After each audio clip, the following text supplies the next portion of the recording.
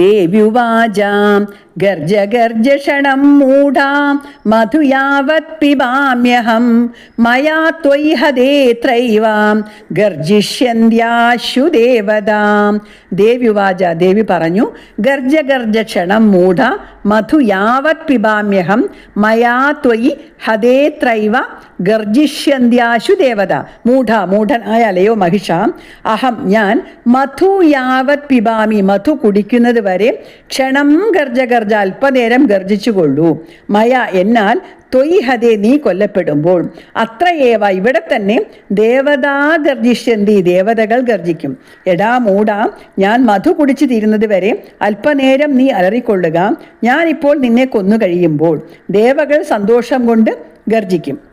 ഋഷീരുവാചാം ഏവമുക്ത്വാ സമുത്പത്യാം സാരൂഢാതം മഹാസുരം പാദേനാക്രമ്യ കണ്ഠേ charm ശൂലൈനേനമദാടയത്.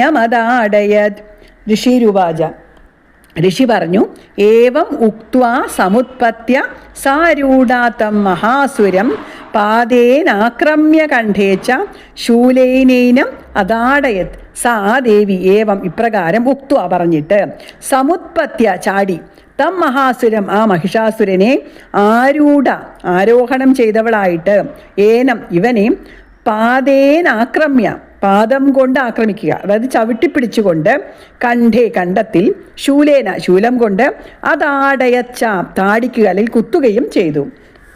ദേവി ഇങ്ങനെ പറഞ്ഞുകൊണ്ട് ആ അസുരൻ്റെ മേൽ ചാടിക്കയറി അവനെ ചവിട്ടി അമർത്തിക്കൊണ്ട് അവൻ്റെ കഴുത്തിൽ ശൂലം കൊണ്ട് കുത്തി. സ്തദസ്സോഭി പദാക്രാന്താം തയാ നിജമുഖാത്തതാം അർത്ഥനിഷ്ക്രാന്ത ഏവാസീം ദേവ്യാ വീര്യേണ സംവൃതാം.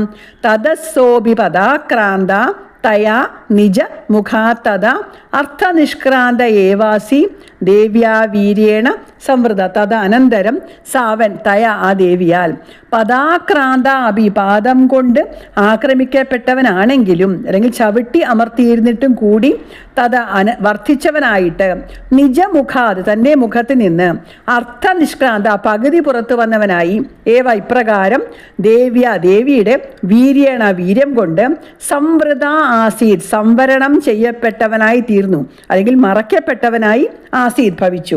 അനന്തരം ആ മഹിഷൻ ദേവിയുടെ പാദം കൊണ്ട് ചവിട്ടി അമർത്തപ്പെട്ടവനാണെങ്കിലും അവൻ്റെ മുഖത്തിൽ നിന്ന് പകുതി പുറത്തു വന്നു. അപ്പോൾ അവൻ ദേവിയുടെ വീര്യത്താൽ തടുക്കപ്പെട്ടു എന്നാണ്. അതായത് മഹിഷന്റെ മായാപ്രയോഗം തുടരുകയാണ്. ദേവി ചവിട്ടിപ്പിടിച്ചിരിക്കുന്ന മഹിഷരൂപത്തിൻ്റെ വായിൽ നിന്നും വാളും പരിചയം ധരിച്ച ഒരു പുരുഷന്റെ രൂപത്തിൽ അവൻ പുറത്തു വന്നു എന്നാണ് ഒരു പാഠഭേദത്തിൽ കാണുന്നത്. പകുതി പുറത്തു വന്നപ്പോഴേക്കും ദേവി അവനെ തൻ്റെ വീര്യം കൊണ്ട് തടഞ്ഞു. അർത്ഥനിഷ്ക്രാന്ത ഏവാസൗ യുധ്യമാനോ മഹാസുരാം തയാ മഹാസിനാ ദേവ്യാം ശിരച്ഛിത്വാ നിപാതിതാം.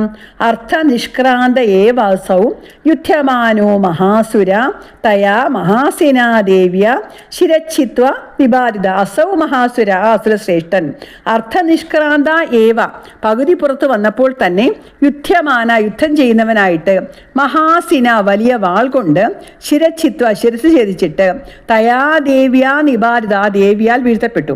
പകുതി പുറത്തു വന്നപ്പോൾ തന്നെ പോരു തുടങ്ങിയ ആ മഹിഷാസുരന്റെ ശിരസ് തൻ്റെ വലിയ വാളുകൊണ്ട് മുറിച്ച് ദേവി ഭൂമിയിൽ വീഴ്ത്തി. തദോഹാഹാകൃതം സർവം ദൈത്യസൈന്യം നനാശതത് പ്രഹർഷം ച പരം ജഗ്മു സകലാ ദേവതാഗണ.